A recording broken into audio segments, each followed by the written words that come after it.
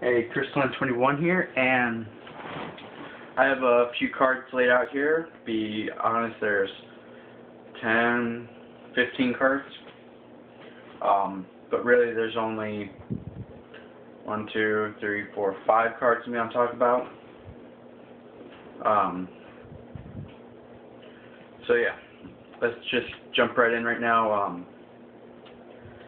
I'm going to kind of combine my Infernity talk, my silent talk, because I want to keep explaining my TEDs for my Infernities, like my Raven and my second Stygian, because a lot of people don't understand why this works.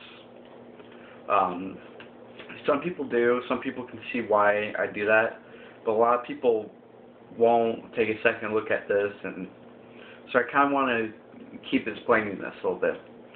So I'm going to explain that in this video. I'm also going to talk about these cards and some of the rulings for those of you that want to know. Same with Silent Magician level 4 and level 8. Level 4, it's basically a standard ruling that I'll talk about. In the rest of these, I will talk about pretty evently. Like, let's talk about Void Ogre Dragon. Alright? Void Ogre Dragon has a chainable effect. So, as long as he's on the field, you can chain the effect to any spell or trap card, as long as you have no cards in hand. So it's basically like a Shien.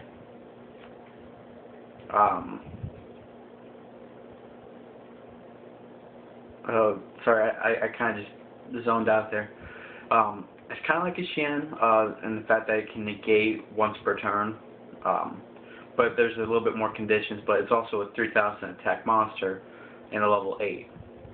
And it's got a little bit more summon conditions with the Dark, but the Dark Tuner, so, but still, it's a very powerful card and very, very effective in Infernities, where the no hand is basically no problem, because if you have a hand in Infernities, you're not doing your job. And that's why I run him, Fabled Raven.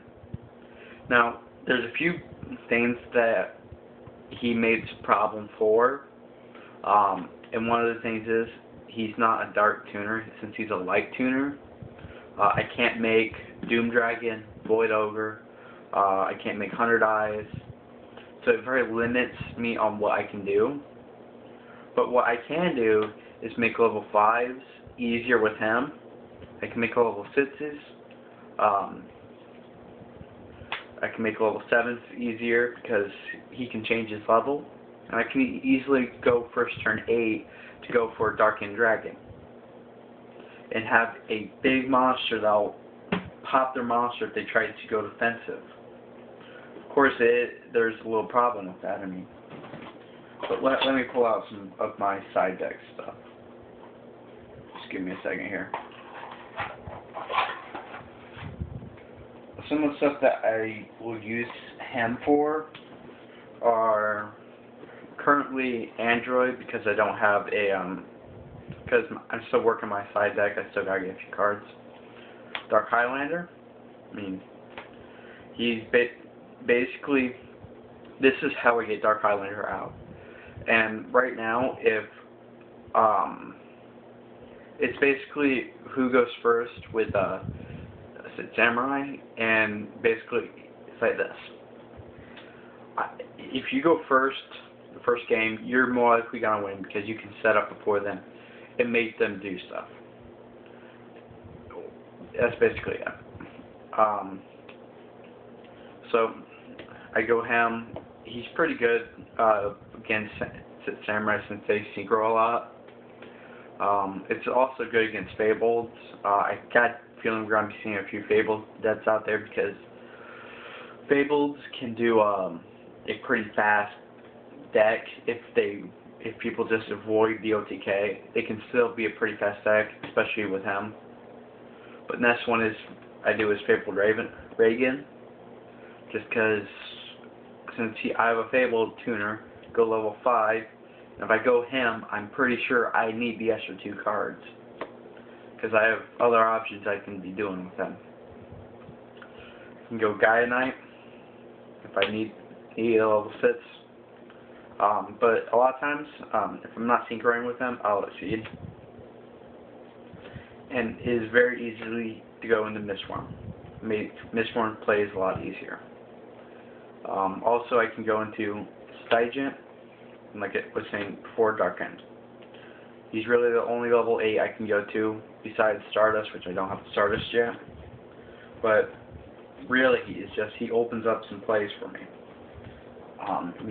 Opens up plays that I want, opens up situations. Yes, he is a very situational card, but it's basically, if I get him, I use him. That is it. Whether it's the synchro, exceed, attack, either way, I will be using him. Whenever I get him, I run him at once, I don't get him a lot. So I can still do all my shenanigans with my standard Infernity stuff. Let's talk about the 2 Stygian. The 2 Stygian.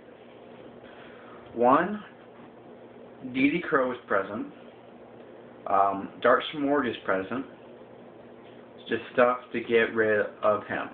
Since there's just a lot of stuff that can banish him before I can use his effect. So, a lot of time. Also, it's another summon. I can't stress this enough. It's another summon. With having 2 of him, basically I can go Dark Grepher, discard 1 card, it'll be discard 1 Stygian, send the other Stygian to grave. Next turn, I have a setup for special summoning my Archfiend, search out my Avenger, then I can special summon that, or I cannot special summon it, synchro summon for 100 for something, and add a okay, that was a bad situation. Alright, say I have both of them in grave. I top deck Archfiend. I use Archfiend's effect and search for Launcher. I use Launcher to get my play set up. Special summon that and that, so I can synchro summon. Then say I have Call of the Haunted set. I have to be Call of the Haunted. Special summon him. And add Mirage to my hand. I can banish one of these, still have another one in the grave, special summon this, and do a little bit more shenanigans. It's just basically a backup if I need it. And a lot of times I use both of these, either for late game or to just make my turn go faster. So it's like, I don't have to wait to summon my Mirage next turn. I can banish this and summon my Mirage to use this effect this turn. It's basically like that. Let me check my time. Well, I'm at 9 minutes. I'm already past, and I'm about done with my Infernity. So, for those of you that just wanted to know about the Infernities, there you go. But he's just made it so I don't have to wait a turn. That is why I run 2. Because, yes, I draw it a lot more. Really, it's not that bad of a card to draw. I mean, it's a level 4. So, I have level 4, then I get Armageddon Knight. I summon Armageddon Knight. Banish one of these. Have the other one in hand.